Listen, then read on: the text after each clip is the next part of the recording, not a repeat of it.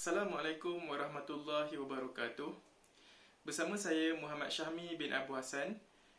Hari ini saya akan membincangkan tentang isu yang hangat diperkatakan, iaitu politik pasca kebenaran.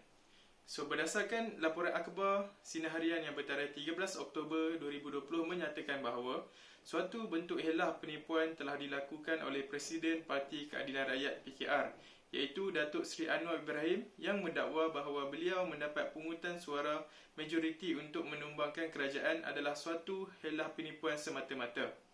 Hal ini jelas menunjukkan bahawa isu politik pasca kebenaran bukan sahaja menyelubungi politik antarabangsa, malah telah wujud dalam kancah politik tanah air lagi.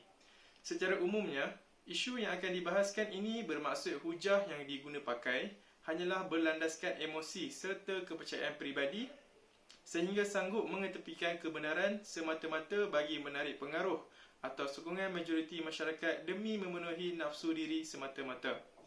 Hal yang demikian berlaku kerana kesedaran serta pengetahuan masyarakat berkaitan dengan dunia politik masih berada pada paras yang kritikal, sehingga mereka hilang pertimbangan untuk menilai sesuatu kebenaran yang hakiki.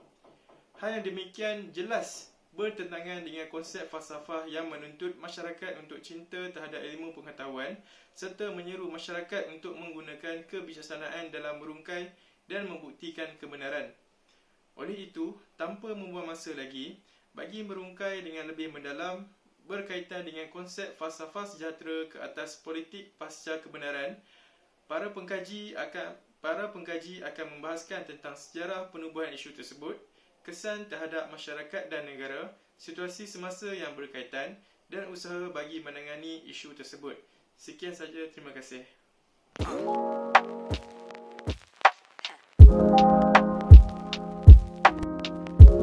Saya akan menerangkan satu persatu definisi bagi politik pasca kebenaran. Politik membawa maksud ilmu atau lebih dikenali sebagai ilmu pengetahuan, ilmu siasah atau ilmu kenegaraan. Manakala pasca pula membawa 4 maksud, iaitu yang pertama, awalan asing, sesudah, setelah atau selepas.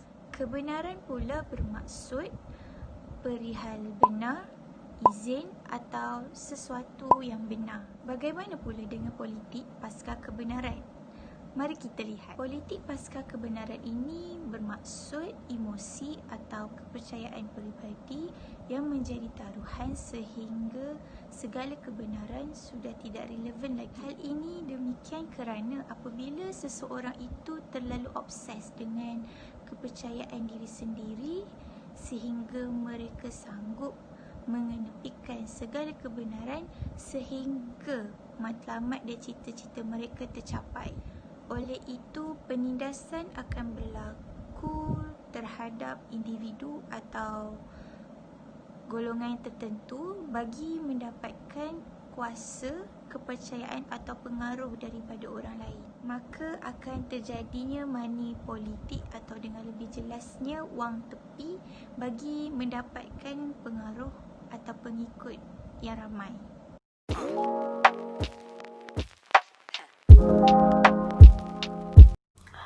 Assalamualaikum warahmatullahi wabarakatuh. Seterusnya saya akan sambung dan sentuh tentang sejarah politik pasca kebenaran. Politik pasca moden adalah antaranya bentuk terawal yang dipanggil politik pasca kebenaran. Bermula pada tahun 1998. Ianya juga didefinisikan kepada politik populis. Dalam pada itu, politik pasca kebenaran mula muncul secara ketara pada tahun 2016 di sebelah barat.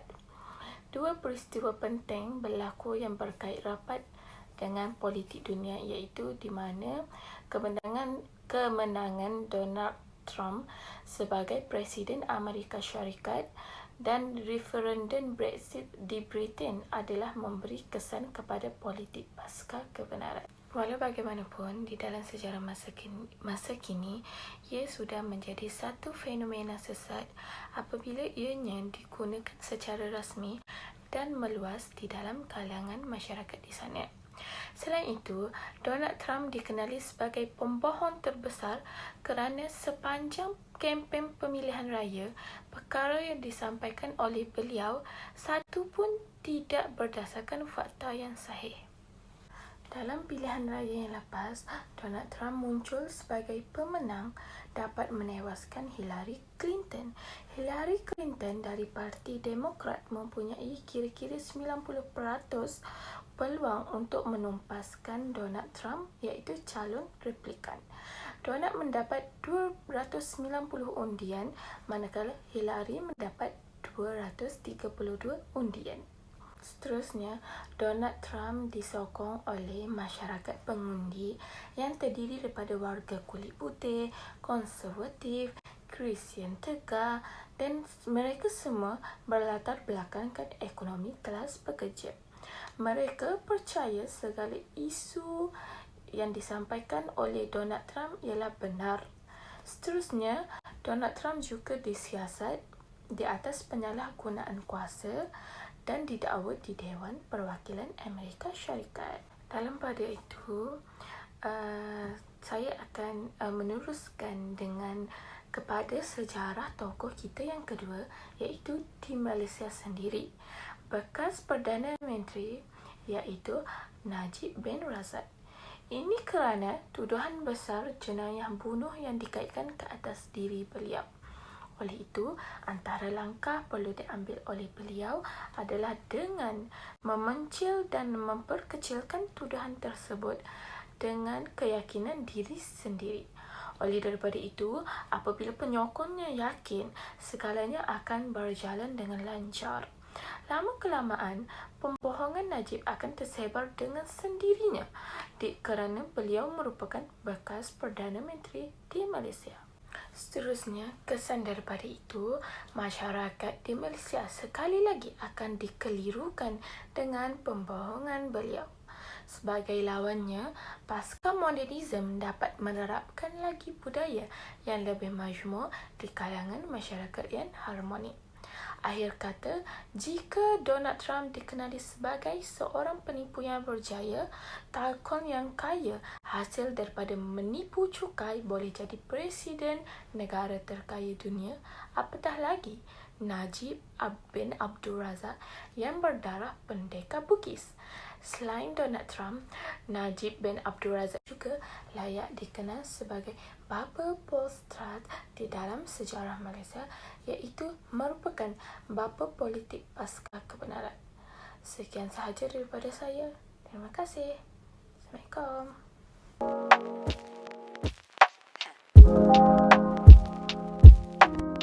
Dalam era globalisasi ini, politik tidak lagi berasaskan fakta-fakta yang benar, di mana masyarakat lagi terpengaruh dengan manifesto yang telah dijanjikan oleh pemimpin. Di sini telah terjadinya dua peristiwa besar yang membuat masuk politik pasca kebenaran. Pada tahun 2016, Donald Trump telah memenangi pilihan raya Presiden Amerika Syarikat. Salah satu slogan beliau adalah Make America Great Again. And we will make America great again. Beliau mengembalikan zaman keemasan di Amerika Syarikat. Keemasan yang dimaksudkan adalah tiada imigrasi dan rakyat asing dan hanya orang yang berkulit putih sahaja. Oleh itu, beliau mencadangkan peletakan dinding di sekitar Amerika Syarikat supaya dapat dijauhkan daripada orang berkulit hitam dan Muslim. Itu sikap dan pandangan Trump mengenai tuduhan terhadapnya adalah biasa. Beliau mendakwa kuasa kebenaran sebagai pembunuh sihir. Ini adalah strategi untuk menjadikan fakta objek kurang pengaruh. Di samping itu, pada 23 Jun 2016, warga United Kingdom menjadikan pemungutan suara sama ada ingin kekal bersama Kesatuan Eropah ataupun keluar. Pemungutan suara ini dikenali sebagai referendum Brexit. Maka lebih 30 juta orang rakyat United Kingdom telah memberi suara. Hasilnya, 21.9% orang memilih untuk meninggalkan Kesatuan Eropah. Brexit mendakwa United Kingdom dapat berjimat sebanyak 350 juta pound duit seminggu dengan memotong sumbangan ke Kesatuan Eropah.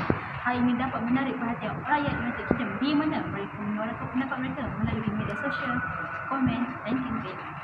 Itu pada tanggal 31 Januari 2020, United Kingdom telah meninggalkan Persatuan Eropah dengan peningkatan sebelum perjanjian. Akhir kata, umat Islam perlulah berwaspada dalam menerima sesuatu maklumat kerana berita palsu dan kebohongan yang berluasan dalam era pasca kebenaran di media sosial. Gunakanlah akal fikiran serta kejujuran yang digunakan oleh Allah Subhanahu Wa Taala dalam mengkaji strategi Islam.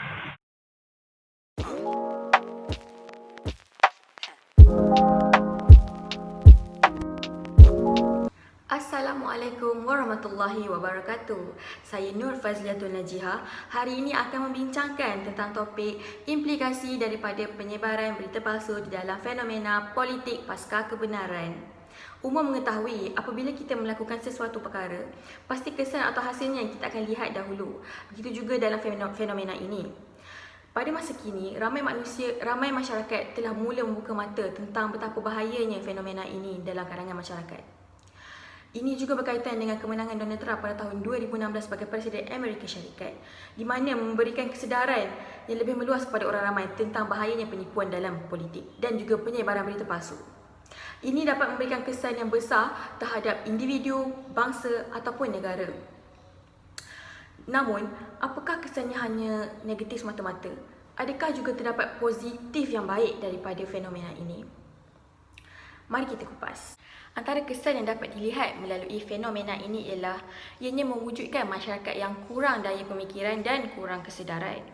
Seperti yang kita tahu, kita hidup di zaman serba moden di mana segala informasi dan berita dapat direntas tanpa sepadan melalui internet. Ini adalah sangat bahaya kerana pada masa kini, orang ramai menyebarkan berita palsu tanpa memikirkan kesan dan akibatnya. Ini juga berlaku di mana mereka telah menyebarkan berita-berita palsu di platform media sosial seperti Twitter, Facebook dan tabloid yang memfokuskan hal-hal politik. Ini sejajar dengan matlamat mereka yang ingin menyebarkan berita palsu dalam kalangan masyarakat. Selain itu, berita-berita palsu yang telah disebarkan oleh pihak yang tidak bertanggungjawab kebanyakannya adalah sangat menarik dan sensasi, dan sudah semestinya gosip-gosip yang akan menjadi tarikan kepada para pembaca. Di situ kita lihat bahawa betapa lumpuhnya pemikiran sesebuah masyarakat kerana mereka menganggap itu sesuatu yang benar dan sanggup membelakangkan fikiran rasional dan bertindak secara emosi semata-mata. Ini juga akan menyebabkan intelijen seseorang manusia akan dibelakangkan, dan ini juga jelas menunjukkan bahawa kita adalah masyarakat yang malas. Perkara ini juga akan menggugat sistem demokrasi dan sistem politik di negara kita maupun di seluruh dunia jika fenomena ini ditularkan tanpa batasan. Kita juga mengetahui bahawa terdapat juga berita-berita yang telah pun viral suatu ketika dahulu juga diviralkan pada masa sekarang dan orang masih lagi mempercayainya. Ini juga jelas menunjukkan bahawa pada zaman dahulu dan juga pada zaman sekarang manusia tidak berubah. Manusia masih lagi ditampuk pemikiran lama. Seperti yang kita tahu, referendum Brexit di Britain dan juga kemenangan Donald Trump sebagai Presiden Amerika Syarikat pada tahun 2016 bukan sahaja berlandaskan faktor politik sahaja, ia juga berlandaskan fakta alternatif iaitu reaksi daripada orang awam. Selain itu, pembohongan dinormalisasikan dalam kalangan masyarakat daripada ahli politik. Seperti yang kita tahu, ahli politik terlalu banyak propaganda yang mereka ingin sampaikan kepada pengikut-pengikut mereka dan juga ianya amat penting untuk mereka menarik perhatian umum. Mereka adalah antara golongan yang bertanggungjawab dalam menyebarkan politik pasca kebenaran.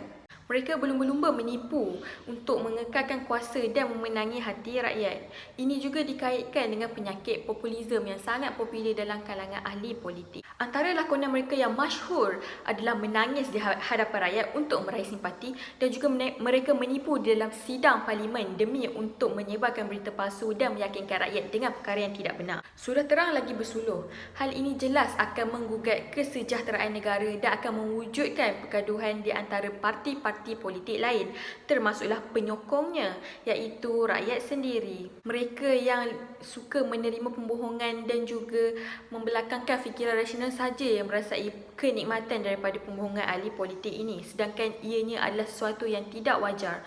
Jadi, sebagai masyarakat yang bertanggungjawab dan bijak, mempunyai daya pemikiran yang tinggi adalah amat penting bagi mengelakkan kita terpengaruh dengan berita palsu. Namun begitu, daripada fenomena ini, ramai manusia dan juga masyarakat telah membuka mata bahawa betapa bahayanya fenomena ini. Media sosial bukan sahaja alat propaganda, malahan ianya juga alat untuk kita mengkaji, menyelidik dan juga membuat perbandingan antara berita palsu yang kita terima dan tidak sewenang-wenangnya kita terima begitu sahaja. Sekian saja daripada saya. Terima kasih.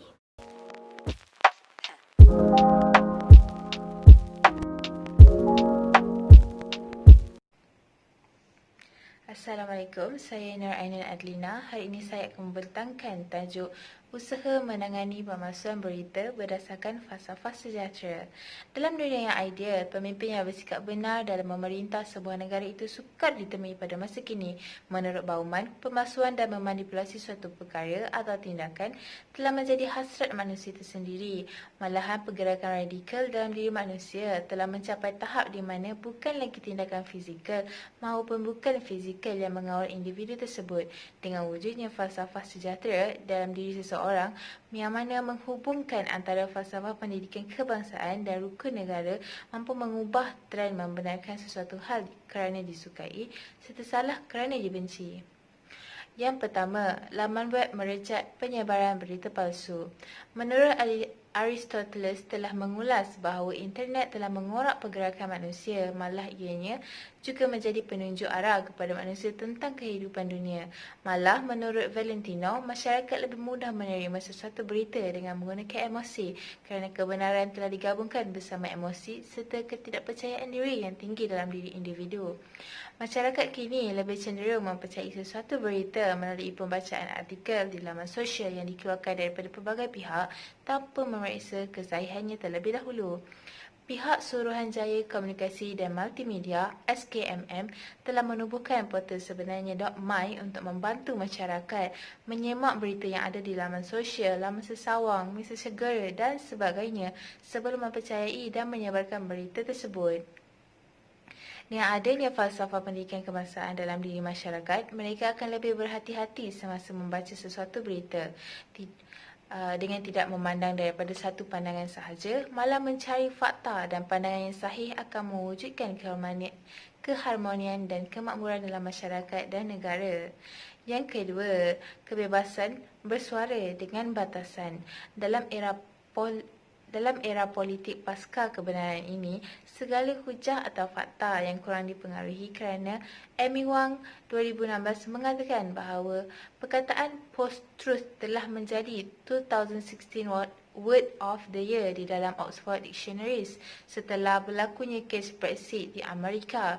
Di samping itu, ada juga sesetengah pihak yang merayakannya dan ada juga yang meratapnya sehingga berlaku banyak perbalahan. Namun demikian, masyarakat mempunyai hak dalam membetulkan kesalahan yang dilakukan oleh pemimpin. Maka peluang kepada masyarakat untuk menyuarakan pandangan dan pendapat untuk kelestarian negara telah diperluaskan oleh pihak kerajaan. Rakyat bebas bersuara dengan mengundi pada pilihan raya dapat juga mengubah iklim politik yang wujud dengan memilih pemimpin yang bersikap adil serta tulus dalam menjalankan tanggungjawab. Ini menunjukkan bahawa masyarakat mengikut rang undang-undang di mana mewujudkan keharmonian negara kerana menghormati antara satu sama lain dan memandang bahawa undang-undang memberi perlindungan kepada semua masyarakat. Yang ketiga, menyekat penyebaran berita palsu dapat meningkatkan ketelusan dalam menulis suatu berita.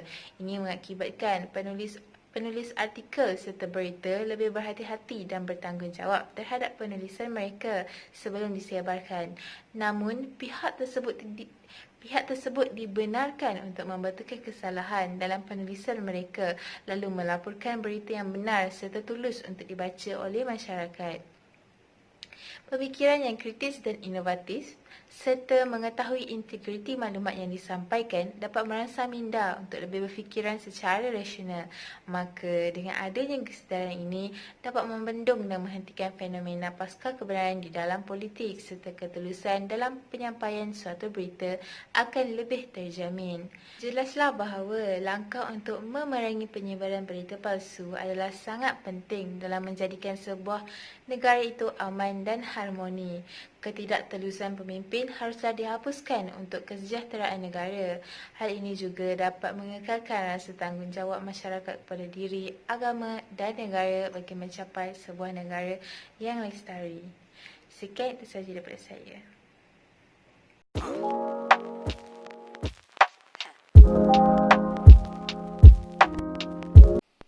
Kesimpulannya, sudah tidak dinafikan lagi bahawa isu yang sedang membelenggu dunia politik ini telah wujud sejak sekian lama lagi. Perdebatan politik yang berkait rapat dengan keruntuhan moral, konspirasi, penyelewengan serta fitnah adalah bentuk terawal politik pasca kebenaran. Dalam era moden kini, perbahasan politik yang berunsurkan penipuan serta hujah demonstrasi yang berlandaskan emosi semakin menjadi trend dalam arena politik tanah air kita. Hal ini kerana pendekatan hujah politik yang digunakan mampu menjadi senjata ampuh dalam mendapatkan sokongan majoriti daripada masyarakat bagi menerajui tampuk kepimpinan negara. Oleh yang demikian, isu ini harus dipandang serius bagi mengekang penyebarannya yang akan mengkucar-kacirkan keamanan serta kemakmuran negara. Unsur-unsur ilmu falsafah pendidikan dan rukun negara haruslah disemai dan dipraktikkan dalam proses pengajaran dan pembelajaran PDP sejak dari bangku sekolah lagi. Langkah ini bertujuan bagi memberi pendedahan awal kepada remaja dalam menilai sesuatu kebenaran sekaligus bakal melahirkan model insan yang berpaksikan kepada syariat Islam. Sekian sahaja dari saya. Wabillahi taufiq wal hidayah. Wassalamualaikum warahmatullahi wabarakatuh.